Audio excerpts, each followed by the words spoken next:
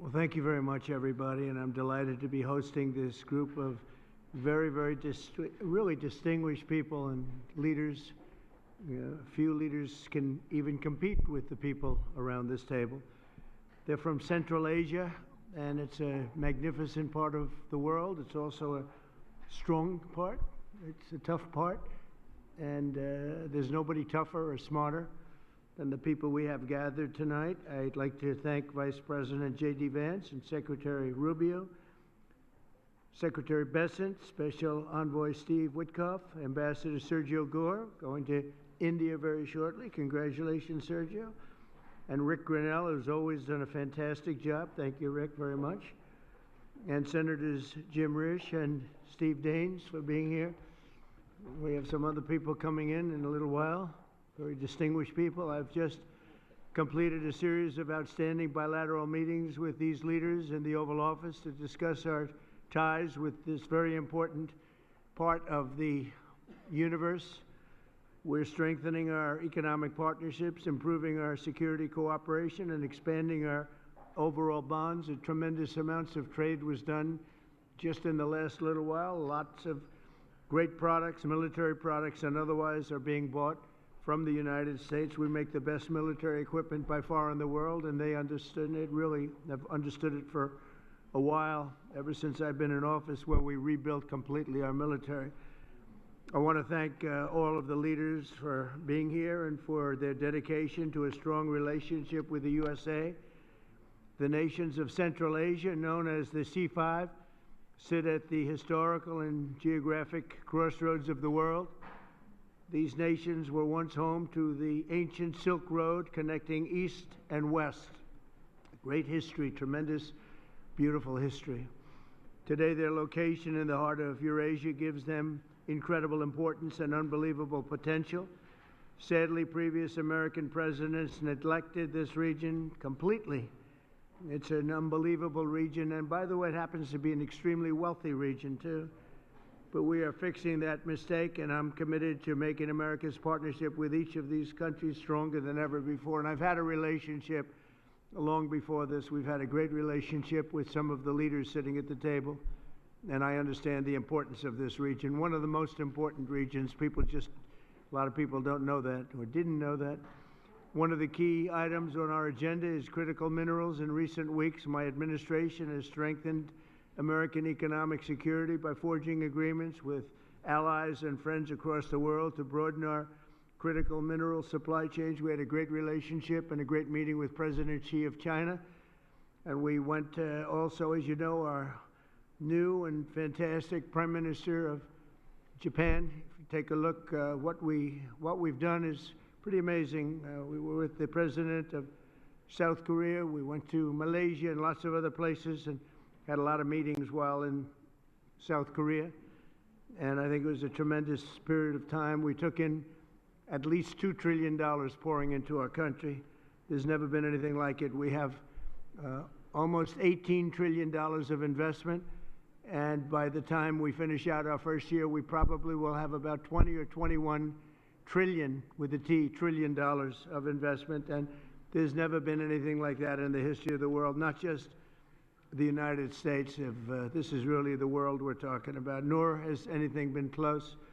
It's a great honor. I've had a very talented team next to me, but it's a great honor to have that kind of economic power. This was helped greatly by tariffs. It was helped greatly by November 5th, which was the election, presidential election. But our countries and the countries that we're dealing with, they're promoting security, stability, and everything else that you can imagine for the entire world. 3 months ago, my administration also brokered a historic peace agreement between nearby Armenia and Azerbaijan, one of the 8 wars that we ended in 8 months. At that time, 8 months, we're looking to end one more, if that's possible. Russia and Ukraine. We haven't gotten there yet, but I think we've made a lot of progress. As I said at the time, that historic accord includes the construction of the new Trump route. It's such a beautiful thing. They named it after me. I really appreciate it. It's actually a big deal. But it's the new Trump route for international peace. This is a road that's being carved and goes through some of the most important places anywhere in the world, some of the most important places economically also anywhere in the world, which will boost commercial activity on the other side of the Caspian Sea, helping nations throughout Central Asia. I'm optimistic that each of the countries here today will reap the benefits of peace if they embrace the opportunity that we've unleashed with the agreement. Some of the countries we're talking about and some of the countries represented here are going to be joining the Abraham Accords, and that those announcements will be made over the next little while. The Abraham Accords are very sought after right now. We're going to be announcing some very important countries that are joining, and for Jared and for Steve Witkoff, we appreciate the great job you've done this evening. I'm also delighted to report that Kazakhstan has officially agreed, and that's official now, as of about 15 minutes ago. A tremendous country with a tremendous leader has officially joined the Abraham Accords. And I just want to thank you, Mr. President. It's a great honor. It's a tremendous honor to have you. Really great. Once again, I'm grateful that each of these respected leaders has made the trip to Washington, and I'm delighted to continue our conversation over dinner. We're going to have a little working dinner, short one. They've been flying a long way. It's a long flight, but we're going to have a quick but very fruitful dinner. I want to thank the media. You've covered it very fairly, and it's really a great honor to be with these incredible leaders. These are highly respected people, and there's no games. They don't play games, I want to tell you that. So maybe I'd like to ask you, Mr. President, to say a few words if you'd like, and we can go through the list of the 5, and then we'll have a little dinner, please. Mr. President, first of all, I would like to express my sincere gratitude to you for convening this truly historic meeting at the White House. And under your steadfast leadership, this summit marks the beginning of a new era of interaction between the United States and Central Asia. Precisely 1 year ago, you achieved a landslide victory in historic election which was absolutely clean and fair. And once again, my congratulations. Thank you. And my strong belief that, Mr. President, you are the great leader, statesman, sent by heaven to bring common sense and traditions that we all share and value back into the United States policy, either domestic or foreign. Therefore, millions of people in so many countries are so grateful to you. And I'm convinced that your wise and bold policy needs to be strongly supported worldwide. Thank you. Under your presidency, America is ushering in a new golden age. I commend your far-sighted vision of making America great again. This inspires me to pursue target-oriented strategy towards building just and strong Kazakhstan on the basis of my concept, law and order. As President of Peace, you, Mr. Trump, brought to an end 8 wars just within 8 months. Thus, you have evidently reinforced America, its role as a pillar of international stability. Mr. President, I highly appreciate your unwavering support to advancing Kazakh-American multifaceted cooperation. As early as in your first term in the White House, our relations have been legally fixed as enhanced strategic partnership. The United States is the largest investor with over $100 billion in our economy, as its perpetuum mobile. Our trade turnover has doubled in recent years and is approaching $5 billion. We cover almost 25% of America's domestic uranium demand. Kazakhstan has become a home country for 600 American companies. So I think that it's a very good figure, and during my visit alone, our businesses are concluding deals worth over $17 billion, paving the way for even greater B2B partnership. So my political will to seize all those unique opportunities,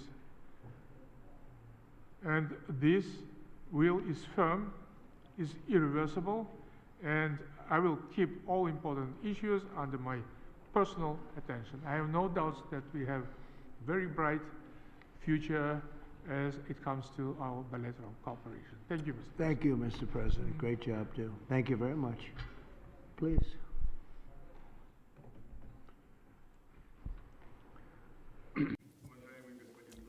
Esteemed Mr. Trump, we highly value your personal contribution to reboot process of C5+1. Before that, none of the presidents of United States of America never treated Central Asia as you do. Me personally and all my colleagues are grateful to you. We've felt your close attention, your attitude, and it means a lot for us. Thank you very much for that. In reality, indeed, I'd like to repeat myself. I've told you that already. In Uzbekistan, we call you the president of the world. You've done a lot. You were able to stop 8 wars. And I'm convinced that the war between Russia and Ukraine can be only stopped by you. And we are very much hopeful for that. Today's summit shows that the United States of America foresees Central Asia as key partner. Together, we develop future which is based on trust and pursuance to creation. I have a number of proposals. We would like to establish a permanent secretariat and place it based on rotations in different countries of Central Asia. Number 2, to establish a coordination council on investments and trade, and to provide for the systemic dialogue between public authorities and companies. We think that the idea to establish a Central Asian investment partnership would be a good idea. So we were able to agree on that in 2020. We are ready to continuously work with the U.S. on establishing communicational and energy projects, transportation, to link Central Asia and Europe, applying and using Trump route. 3-year plan has been established, as I told you already, to implement our investment program for $34 billion. Those are large projects, and we've discussed it with you already, both in New York and today I've mentioned it to you. So we have strong perspective. Once again, I would like to express my deepest gratitude for all that has been already done. And we will take back a lot of results from this summit. It is a landmarking summit, and your attitude towards all of us means your great support to us to strengthen Central Asia and to strengthen the partnership between Central Asia and the U.S. C5+1 have to become efficient mechanism of our practical partnership. And I propose to host our next summit in 2026 in Samarkand to establish this further. I'm pretty sure that, I'm convinced, Mr. Trump, that under your leadership, it will be a strong partnership. Thank you very much for your attention, and we will be well prepared for the summit in Samarkand. Yeah. Thank you, Mr. President. Please.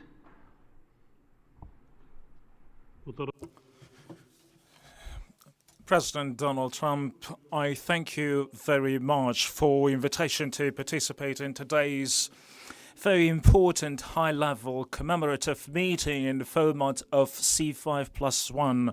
The Central Asia and the United States, you play a remarkable and highly commendable role in ensuring peace and stability in conflict regions around the world, and your peaceful efforts are worthy of praise, and I extend my heartfelt congratulations to you, Mr. President. And today our collaboration, our wide-ranging bilateral cooperation covers different areas: trade, economy, security. As it comes to our security cooperation, we particularly have an excellent cooperation on counterterrorism, fighting extremism, and the drug trafficking. Mr. President, over 70 companies with American investment are operating in Tajikistan today, and 93% of my country is mountainous, and we have an abundance of natural resources, particularly water, hydropower, critical minerals, and rare earth materials. Tajikistan is a home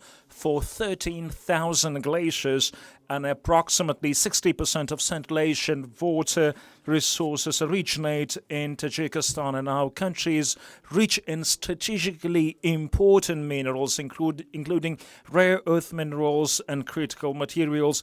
Tajikistan is a member of both the European Union's Critical Raw Materials Club and the United States Minerals Security Partnership Instrument. And according to the United States Geological Survey, our country ranks the second in the world in terms of antimony production, and is currently the largest producer of metallic antimony, which is the United States so deeply interested in, and we have a brilliant cooperation on this. And last year, antimony accounted for 97% of Tajikistan total exports to the United States. In 2024, Tajikistan produced and exported 17,000 tons of metallic antimony, primarily to the United States.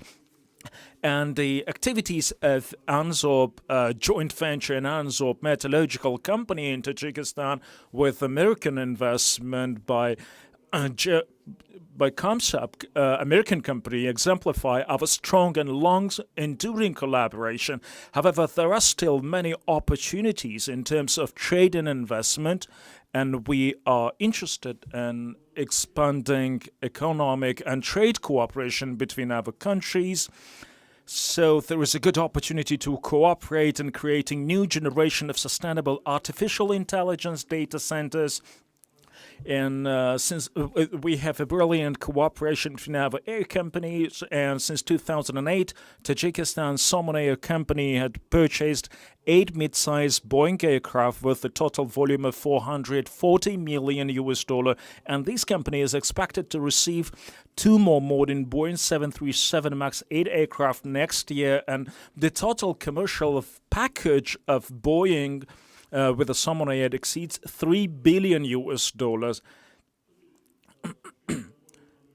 And American companies, so we have excellent cooperation with American companies over the last 20 years, and the American companies, they're particularly interested in antimony and many rare earth minerals, which Tajikistan has abundant resources, and Tajikistan, among the Central Asian countries, has a very rich, boundless potential and resources in critical minerals, and we are very keen to continue closely our cooperation on security items, which we are so concerned for so far, and I wish you every bit of luck and to your endeavors as a president of peace.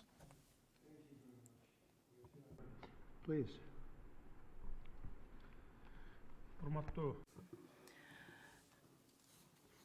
Dear mass media representatives, for me, it's a great pleasure for me to hold a bilateral meeting with President, His Excellency Donald Trump, and to participate in the C5+1. First and foremost, I would like to express my sincere gratitude to President Donald Trump for his kind invitation and warm hospitality and this opportunity to speak about important topics. Kyrgyzstan values the United States of America as one of the important partners in foreign policy.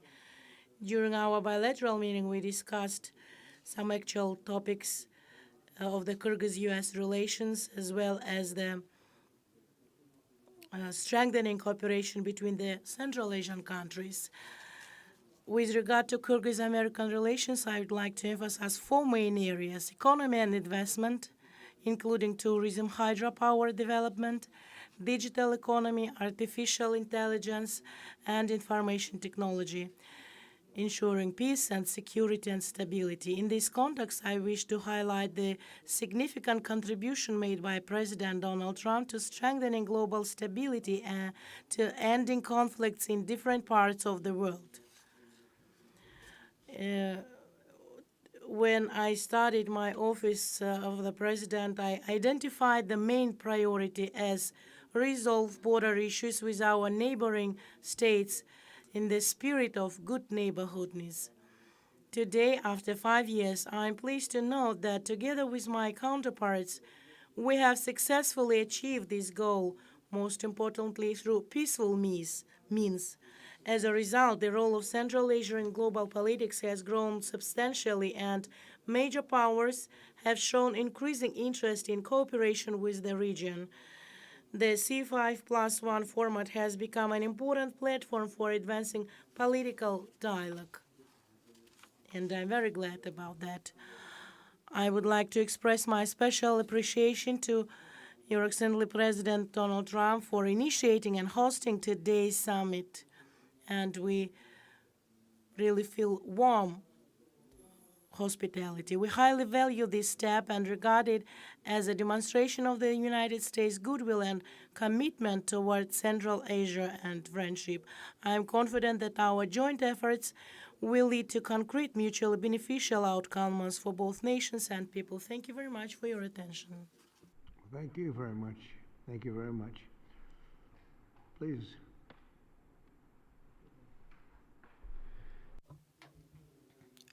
I thank you, Mr. President. First of all, I would like to express my deep gratitude, Mr. President, for the invitation to attend this C5 Central Asia plus US Summit. We consider that we recognize the good results that made since the development of this format, and of course we expand the cooperation in such strategically important areas as security, economy, energy, and environment. We believe that the results of this summit will lead us to further expansion of multi-phase cooperation between Central Asia and the United States of America. I do appreciate, Mr. President, for your warm hospitality. I do appreciate. Thank you very much, and thank everybody. We'll have a little more to discuss, but a lot of progress has been made today, and it's a great honor to have you with us in the United States of America. Thank you. And to the media, maybe a couple of questions, ideally on this topic, please. Please. Kazakhstan and the US have signed over $17 billion in new deals in aviation, minerals, in digital technology. In your view, which area of this partnership matters most? And second question, President Trump, when can we report that you will be the first US president to visit Kazakhstan? When will you be our guest? I think it's very possible that we'll do that. And I think all of those are very important items when you think of it, right? It's, you never know from year to year. One becomes more important than the other, but they're all important, and your country has great natural resources and a great president. Very great president. Thank you. Okay, thank you very much. Yes, please. Vanik amendment. We are just expecting. What? Say it again. Jackson Vanik amendment. Oh, go ahead. Yeah, go ahead. Well, thank you, Mr. President. Look, Jackson-Vanik is overdue to be repealed with the help of the President, with working with the President. We are going to get that repealed in the very near future. Thank you, Mr. Okay, thank you very much. Yes, please. On this topic, Kazakhstan already has diplomatic relations with Israel. Can you talk about the significance of this agreement in terms of what it would signal to the region as Gaza moves toward rebuilding? And on the shutdown, there's been discussion about potentially a deal, but it would involve rehiring the federal workers who were laid off. What's your opinion of that? Well, we're going to see about the shutdown. Look, the shutdown is caused by the Democrats, and we're not going to spend $1 trillion or $1.5 trillion on health care for people that came into our country illegally, many of them from prisons and many of them drug dealers and murderers, 11,888 murderers. We're not doing that, so we'll see about that. We shouldn't, they should have, as they've done always in the past, it should have just been extended. It could have been extended very easily, and it should have been. Yes, please. The Abraham Accords is significant, sir, given that they already have diplomatic relations with Israel, what this agreement is supposed to signal? You want to answer that, please? Yeah, so I think the diplomatic significance is that it gives great momentum to the Abraham Accords. And to recap for those those who are listening who don't appreciate, the Abraham Accords, of course, is the historic agreement struck by the president in the first term to rebuild the alliance structure and the relationships between Israel and a number of the majority Muslim countries in that region of the world.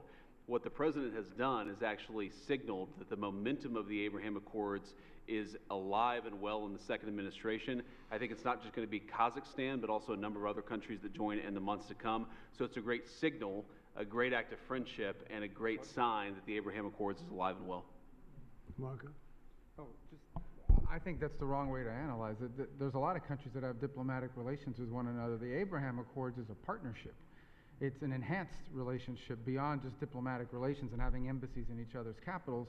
It is, and it's not just with Israel, it's with all the other countries that are part of the accord. You're now creating a partnership that brings special and unique economic development on all sorts of issues that they can work on together. So that's really the benefit of it, and the strength of it is to have majority Muslim countries, the Jewish state, able to partner on things to show the world that it is possible. Essentially, we've really expanded the Abraham Accords, and one of the reasons is we are right now in negotiations or talks with many countries that really wanted to come in, but they couldn't because of the status of Iran. When Iran had a possibility of nuclear weapons, which they do not have now, when Iran was the bully of the Middle East, let's call it the bully of the Middle East, which it isn't anymore, they had a hard time going against that. I understand that. Now that Iran has been very much decimated in terms of their nuclear and in terms of their regular, because of the actions we took with those beautiful B-2 bombers and other things,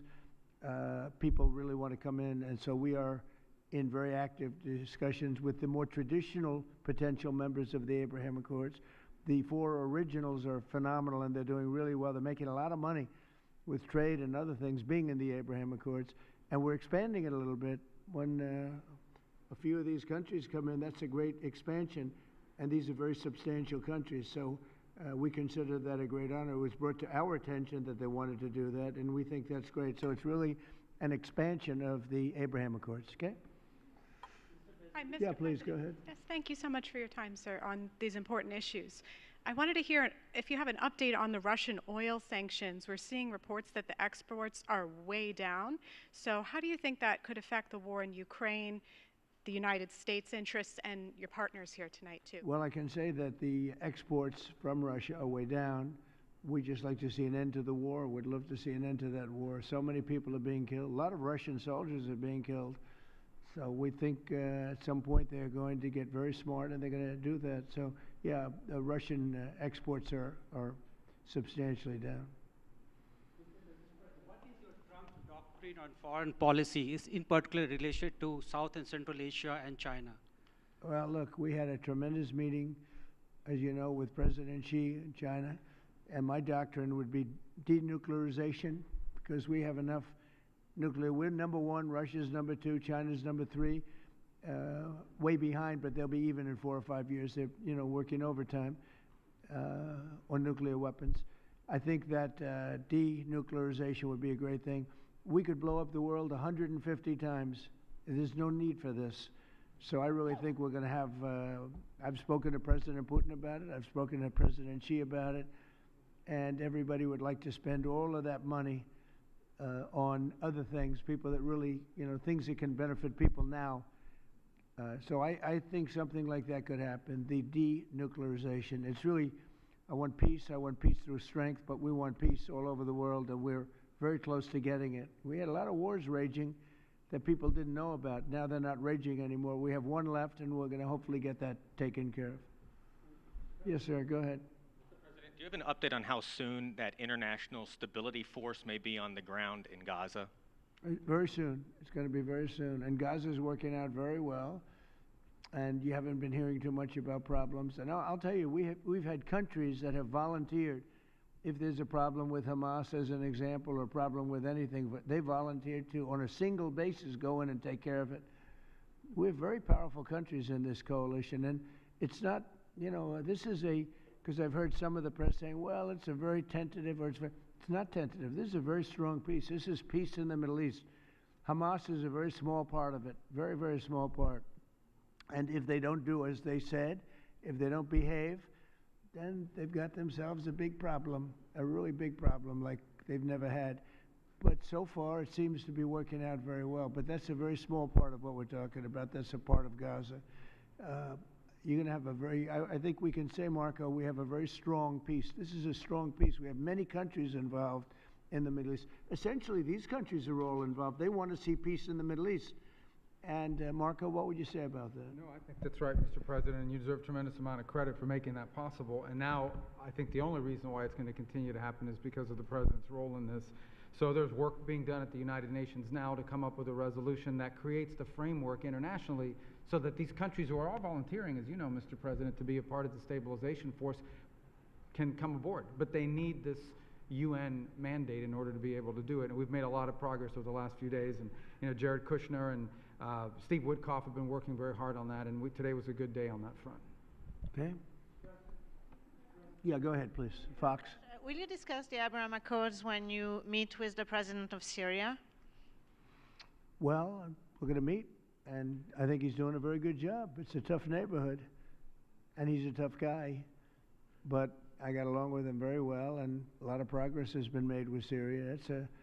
That's a tough one, but a lot of progress has been made. We took the sanctions off at the request of Turkey, at the request of actually Israel, at the request of a few different countries, and we took the sanctions off to give them a chance.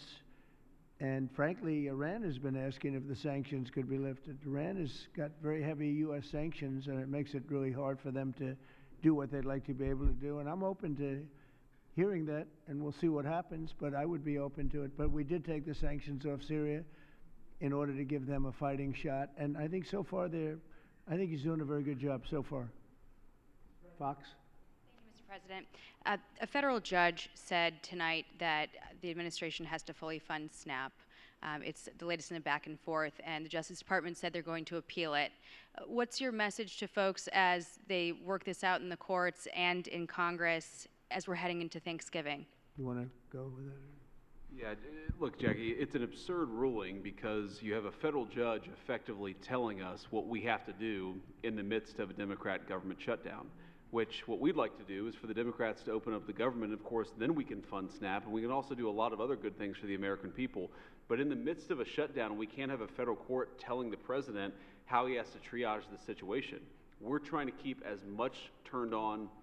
We're trying to keep as much going as possible. The president and the entire administration are working on that, but we're not going to do it under the orders of a federal judge. We're going to do it according to what we think we have to do to comply with the law, of course, but also to actually make the government work for people in the midst of the Democrat government shutdown. If they would like to end this, we would welcome working with them to end this government shutdown, and then we wouldn't have to triage what we're going to fund and what we're not going to fund. And the last thing that I'll say is the American people are unfortunately about to start suffering some very real consequences because of the shutdown. In the past, when you had a government shutdown, you would have, under the Obama administration, they would lean into all of the problems it was going to cause for the American people at the beginning of the shutdown. The president has told us to keep as much going as humanly possible. But after 30 days of this thing, 40 days of this thing, you're going to start seeing very real travel delays. That's because the Democrat government shut down. You're going to start seeing SNAP benefits run out. That's because the Democrat government shut down. They should stop this charade and open up the government. That's what we want them to do. We've been asking them to do it for 40 days. It's time. And you know, one other thing, our country has to remain very liquid because problems, catastrophes, wars, could be anything. We have to remain liquid. We can't give everything away based on a number. Here's an example. When I was president, the number that you're talking about was a tiny fraction of what it is now. Biden went totally crazy, gave it to anybody that would ask, gave it to people that were able-bodied, had no problem. Anybody that would ask, we get the number. And it's many times the number of people are on. This wasn't meant for that. It was meant for people that had real problems, in many cases, people that were down and out, people that could be saved. It wasn't meant for people that could do whatever they want, the people that say, well, I don't think I'll work, I'll just, collect this money. Take a look at the number of what it was during my administration and what it was during the Biden administration. It went up many, many times my first term. One other thing, a number came out today that was amazing. Walmart. I trust Walmart. Arkansas, great place, Arkansas, great company, Walmart. They announced today, after many years, they do this every year for many years, that Thanksgiving for the United States of America under Donald Trump as president is 25% less for Thanksgiving meal with all the trimmings than it was under Sleepy Joe Biden's administration. So we talk about affordability. I think that's the best chart. That's better than a poll. That's better than anything I can think of. So Walmart, which everybody trusts, and I trust, and everybody trusts Walmart, they're not looking to do anything except give the numbers. And they have for many years. They talk about the cost of Thanksgiving and the cost of living through Thanksgiving and enjoying Thanksgiving. For Joe Biden, it was 25% more than it is for me. At a later time, our energy costs are way down, our groceries are way down, everything is way down, and the press doesn't report it. The press reports whatever the con people say. I call the Democrats con men and women. They make up numbers. But when you look at 25% reduction in costs for Thanksgiving between Biden and me, meaning this administration, that's a tremendous number. It's the biggest reduction in cost in the history of that chart or whatever it is they do. They do a synopsis of everything. They cover every element of Thanksgiving meals, 25% down. So I don't want to hear about the affordability because right now we're much less. If you look at energy, we're getting close to $2 a gallon gasoline. With Biden, it was $4.50, $5. Another thing, inflation. We had the worst inflation in the history of our country. Now we have virtually no inflation at all. It's down at a very low number and a very normal number. So the affordability is much better with the Republicans. The only problem is the Republicans don't talk about it.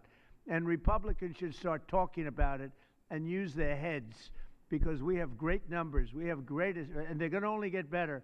When all these jobs open up, all these factories open up that are being built all over our country, we are building auto plants. We're building AI plants. We're leading in AI over China and everybody else. When all of these plants start opening, we're going to have a revolution, a positive revolution, economic revolution like never before. Thank you very much, everybody. Thank you. Thank you, Brett. Thank you.